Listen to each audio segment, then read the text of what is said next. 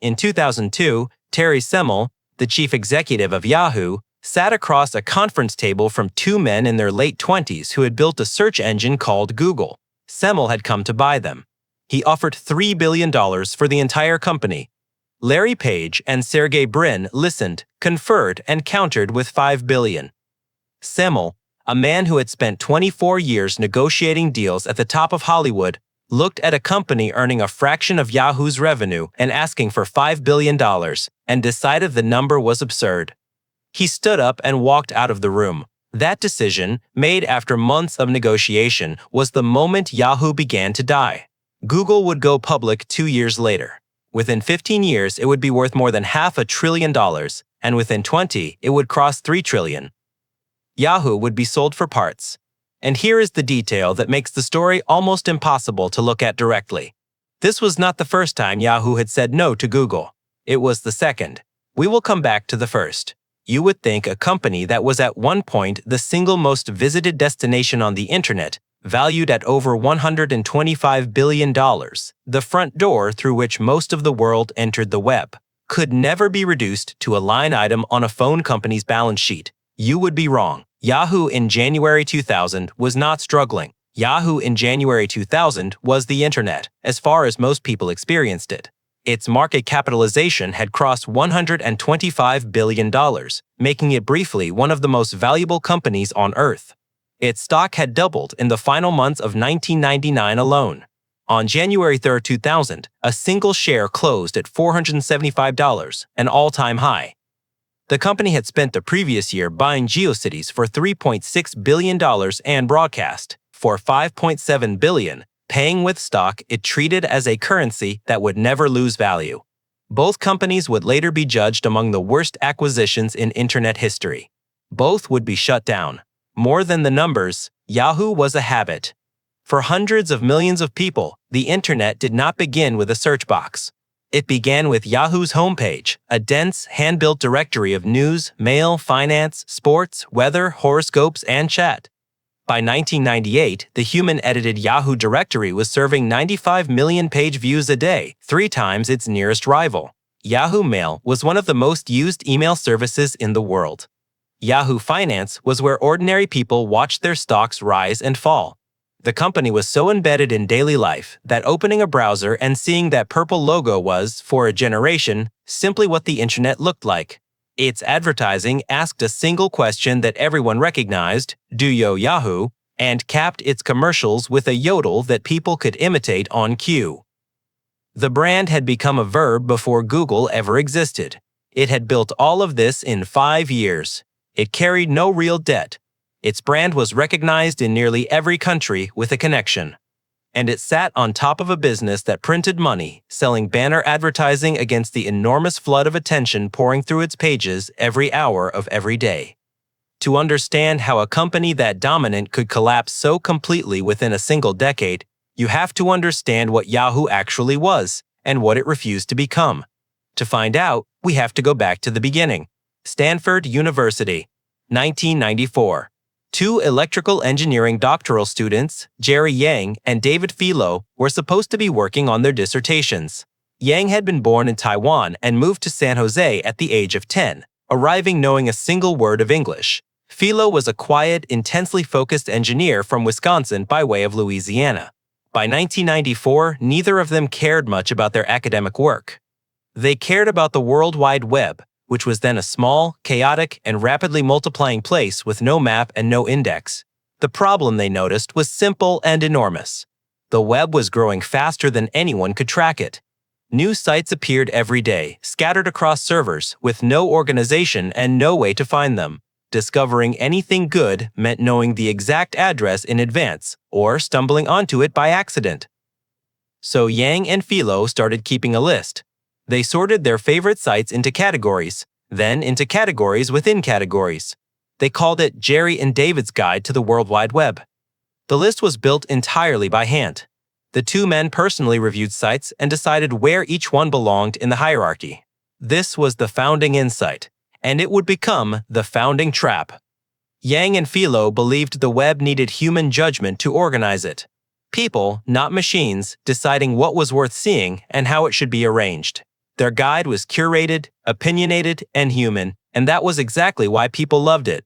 By late 1994, the list had a new name, Yahoo, which the founders claimed stood for yet another hierarchical officious oracle, though they admitted they mostly liked that a Yahoo was defined as someone rude and unsophisticated. They added an exclamation point to secure the trademark, because the word already belonged to a barbecue sauce and a line of knives. Traffic exploded. Their directory pulled so many visitors that it began to strain Stanford's computer network, and the university told them to move it off campus. Yahoo was not alone. The mid-1990s web was crowded with rivals chasing the same prize: automated search engines and directories with names that have mostly faded from memory: Excite, Lycos, Magellan, InfoSeek, AltaVista. Most of them relied on machines to crawl and index the web. Yang and Philo bet the other way, on human editors reading and sorting sites by hand. And for a time, the human map of the internet was simply better than the machine-built ones. Their luck compounded when Netscape, the company that made the browser most people used to reach the web at all, pointed its users toward Yahoo's directory. The traffic poured in faster than they could hire editors to keep up. In April 1995, the venture firm Sequoia Capital invested nearly $2 million for roughly a quarter of the company. Yang and Philo dropped out of their doctoral program. They brought in a seasoned executive, Tim Kugel, to run the business like a business.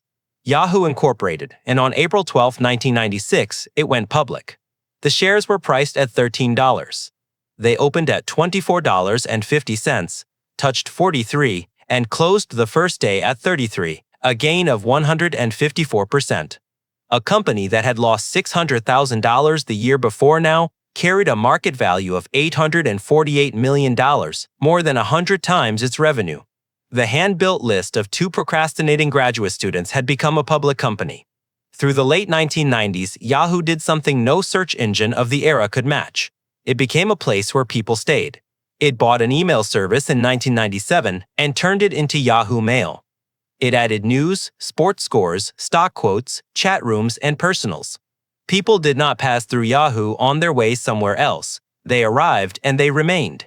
Yahoo called this being a portal, and the portal was the most fashionable idea in technology. It competed with Excite, with Lycos, with America Online, and it beat them. By 1998, Yahoo was the most popular starting point on the web. Every page a visitor loaded was another page of advertising sold. The directory, two students had built to organize their bookmarks, had become the most trafficked property on the internet and one of the most valuable companies in the world. And that is precisely where the trap closed. To understand why Yahoo could not buy Google, you have to understand what search actually meant to Yahoo's business. Search was not, to Yahoo, the heart of the company. Search was a feature. One box among dozens on a crowded page. The company's entire financial model rested on a single principle: keep the visitor on Yahoo for as long as possible, load as many pages as possible, and sell advertising against every one of them. Time on site was the metric that mattered. Page views were the currency. Stickiness was the strategy, and the strategy was working beautifully. The economics underneath were simple and ruthless. Advertisers paid Yahoo by the 1,000 impressions, a price for every 1,000 times a banner ad loaded in front of a pair of eyes. That meant the path to more revenue ran directly through more page loads. Every additional click inside Yahoo, every extra minute a visitor spent wandering from the home page to the news, to the stock quotes, to the chat room, manufactured fresh advertising inventory out of thin air. The entire industry had organized itself around this idea. America Online, Excite, Lycos, Microsoft's MSN, all of them were building walled gardens designed to capture a visitor and never let go. Yahoo had simply built the best garden of all. To the people running it, the lesson of the late 1990s was unambiguous.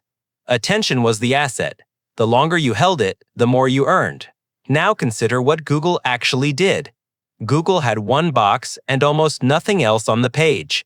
Its founders had built an algorithm called PageRank that ranked web pages by how many other pages linked to them, weighting each link by the importance of its source, and it was startlingly good.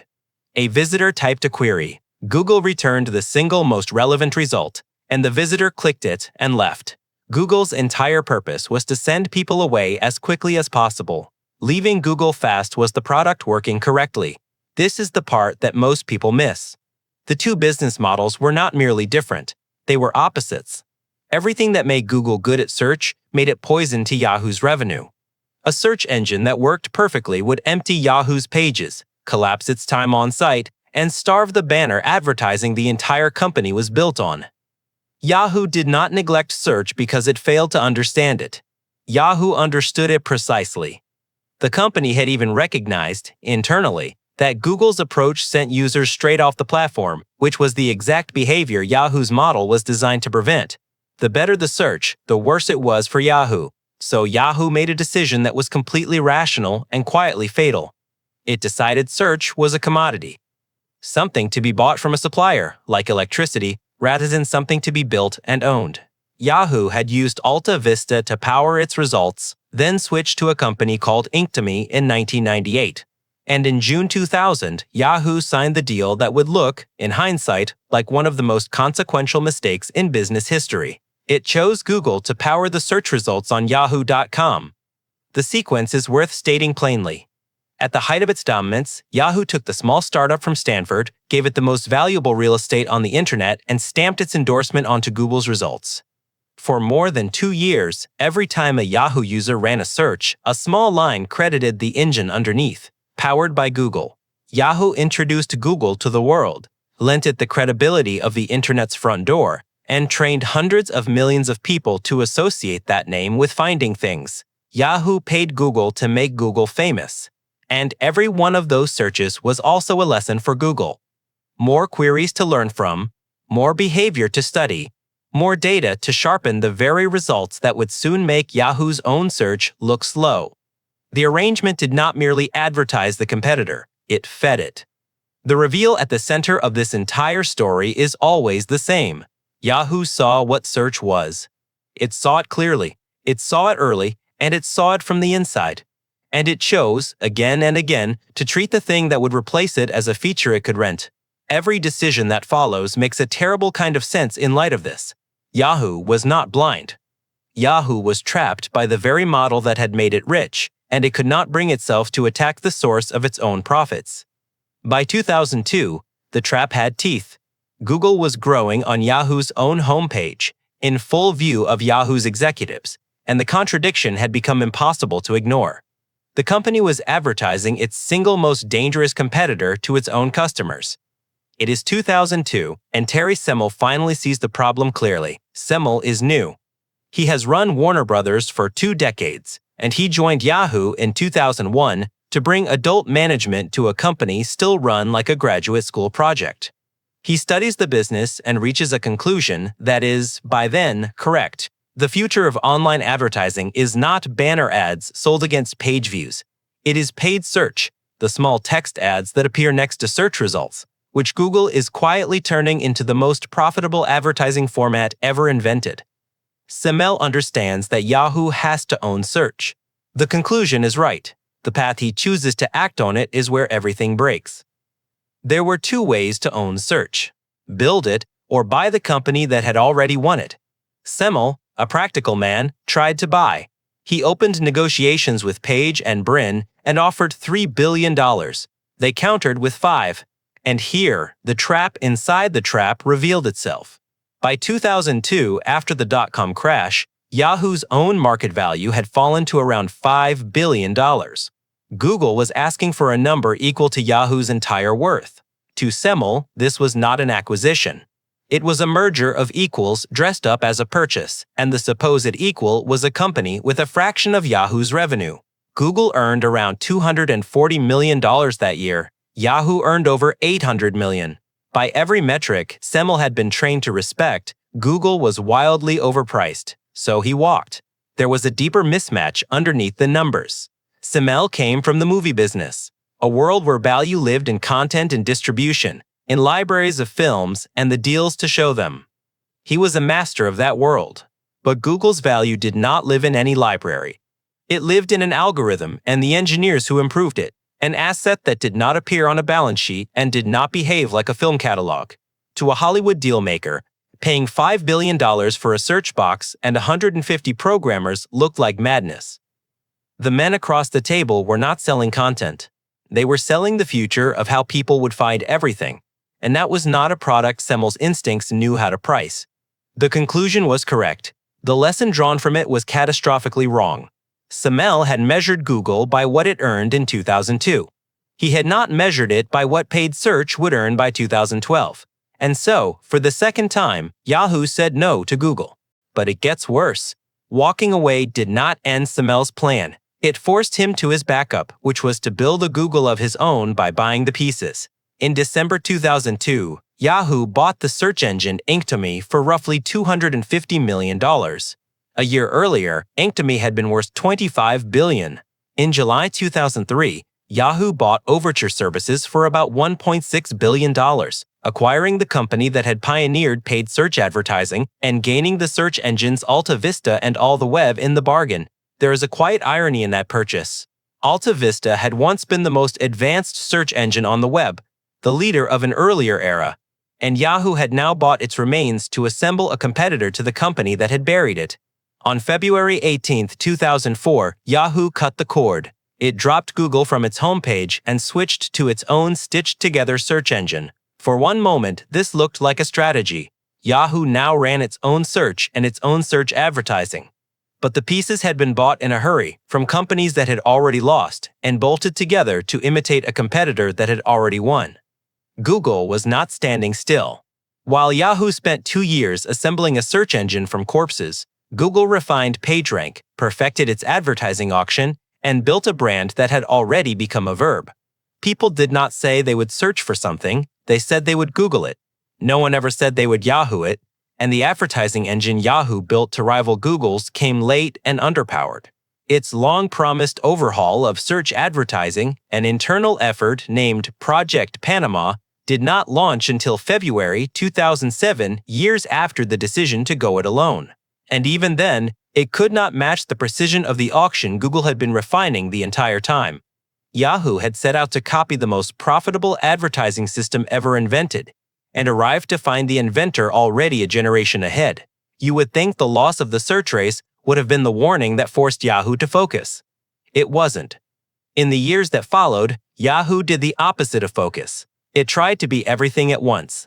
A media company, a search company, a social network, a content studio, a photo service, and it never committed fully to any of them. And in this period of unfocused ambition, Yahoo made one genuinely shrewd decision, almost by accident, and one decision so destructive it would define the rest of the company's life. The shrewd one came in 2005. Yahoo paid $1 billion for a 40% stake in a then-obscure Chinese e-commerce company called Alibaba. Within a decade, that stake would be worth tens of billions of dollars. For years afterward, the single most valuable thing Yahoo owned would not be Yahoo. It would be its piece of a company on the other side of the world. The destructive decision came in February 2008, and it is the point of no return. By early 2008, Yahoo's stagnation was no longer deniable. The company was still enormous. It had earned nearly $7 billion in revenue in 2007, employed thousands, and remained one of the most visited destinations in the world. But size was masking decay. Google had pulled away completely, taking the overwhelming majority of search and the search advertising that came with it. Yahoo's stock had drifted for years while Google's climbed without pause. And then Microsoft, desperate to build a search business that could challenge Google, made an offer that would have rescued every Yahoo shareholder in a single stroke. It is February 1, 2008. Microsoft offers to buy Yahoo for $44.6 billion. The price is $31 a share, a premium of 62% above where Yahoo's stock closed the day before. Jerry Yang, the co-founder who has returned as chief executive the previous year, looks at the offer and decides it is not enough. He tells the world it substantially undervalues the company. He holds out for $37 a share. The negotiation grinds through the spring. Microsoft raises its bid toward $47 billion. Yang demands still more. In May 2008, Microsoft loses patience and withdraws the offer entirely. The deal collapses. This was the moment recovery became structurally impossible, and the company's own investors knew it. Microsoft had not simply walked away quietly. It had raised its bid toward $47 billion before withdrawing, and Yang had still asked for more. To the shareholders watching their own company turn down the richest offer it would ever receive, the rejection looked less like negotiation and more like denial. The billionaire Carl Icahn, enraged, called the board irrational and launched a proxy fight to remove all 9 directors at the August shareholder meeting. Microsoft signaled it might return with a new offer if the board were replaced. In June 2008, Yahoo announced a search advertising alliance with Google instead, the very competitor it could not beat, and senior executives began resigning, having lost confidence in the company's direction. The Google deal would soon collapse under the threat of an antitrust challenge from the government, and the math turned merciless. Within months, the financial crisis arrived, and Yahoo's stock fell below $10 a share. 3 years after rejecting $44.6 billion, Yahoo's entire market value was around $22 billion, roughly half of what Microsoft had offered. Jerry Yang stepped down as chief executive in November 2008 under withering shareholder criticism. He had turned down $44 billion to protect a valuation the market erased within the year. The denial that began with treating search as a feature now wore the face of a founder who could not accept that his company was worth less than he remembered. What followed was a long, quiet unraveling, a sequence of increasingly desperate strategies, each one logical and each one doomed.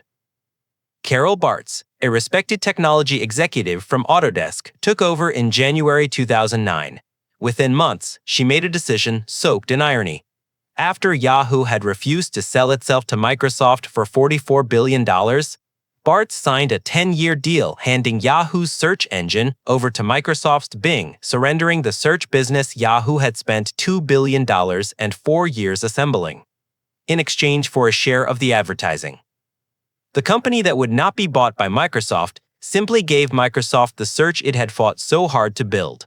Bartz was fired by the chairman over the phone in September 2011. In early 2012, the company cut roughly 2,000 jobs, 14% of its workforce, and the largest layoff in its history. Scott Thompson became chief executive in 2012 and resigned within months after it emerged that his official biography claimed a computer science degree he had never earned. In July 2012, Yahoo turned to Marissa Mayer, one of Google's earliest and most prominent executives, in a final attempt to reverse the decline. The company trying to outlive Google hired a leader out of Google to do it. Mayer spent billions on acquisitions, including more than $1 billion on the blogging platform, Tumblr, in 2013, which Yahoo would later sell for less than $3 million. She redesigned products, recruited talent, served free food, and could not alter the underlying truth. Yahoo no longer had a reason to exist that Google did not serve better. And in 2006, in a detail that crystallizes the entire pattern, Yahoo had offered to buy a young company called Facebook for $1 billion, and a 22-year-old Mark Zuckerberg had said no. Yahoo had stood on both sides of the same story. It had refused to buy the future when it was cheap, and then watched the next future refuse to be bought by it. By 2014, the strangest truth of all had surfaced in plain numbers. That September, Alibaba went public in the largest initial offering the world had ever seen, raising around $25 billion. The stake Yahoo had bought for $1 billion in 2005 was now worth tens of billions. And when investors did the arithmetic, subtracting the value of the Alibaba shares and the Yahoo Japan holdings from Yahoo's total market value, they reached a number that was almost zero. The market was saying, in the only language it speaks, that Yahoo's actual operating business, the search and the mail and the news and the homepage that hundreds of millions still used, was worth essentially nothing. Yahoo had become a holding company for a Chinese retailer it had bet on by accident, with a famous website attached for free.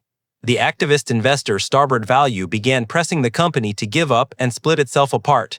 The pattern repeated in miniature across nearly everything Yahoo touched. It had bought the photo-sharing site Flickr in 2005, when Flickr was the most beloved place on the internet to store and share pictures, and then let it stagnate for years while it argued internally about what to do with it. A small company called Instagram, founded long after Flickr's lead looked unassailable, would launch, grow, and sell to Facebook for $1 billion while Flickr drifted. GeoCities, the $3.5 billion acquisition from The Boom, was quietly shut down in 2009. Broadcast, bought for $5.7 billion, had already been dissolved. One by one, the trophies of the empire were switched off. The end came in stages. In 2016, Yahoo agreed to sell its core internet business to Verizon for $4.8 billion. Then, Yahoo disclosed two of the largest data breaches in the history of the internet, one affecting 500 million accounts and another affecting more than 1 billion. Verizon, citing the breaches, cut $350 million from the price. In June 2017, the sale closed at $4.48 billion. The remaining shell, holding mostly the Alibaba stake that had quietly become Yahoo's only real treasure, renamed itself Alibaba and wound itself down. Today, Yahoo still exists. It survives as a private property, sold by Verizon to a private equity firm in 2021 for around $5 billion, kept alive for its finance and sports pages and the steady traffic of an aging brand. At its peak, Yahoo employed more than 14,000 people and was worth over $125 billion. It had been, for a moment, the most valuable internet company on Earth. The company that finally bought its core business paid less than 4% of that peak, and less than the price Yahoo's own chief executive had once dismissed as too high for Google alone. The directory that 2 graduate students built by hand at Stanford still loads when someone types the address. The company that built it no longer makes any decision that matters. Yahoo did not fail because it could not see the future. Yahoo failed because it saw the future arriving on its own homepage, decided that future was a feature it could rent, and protected the pages it was already selling instead of building the engine designed to empty them.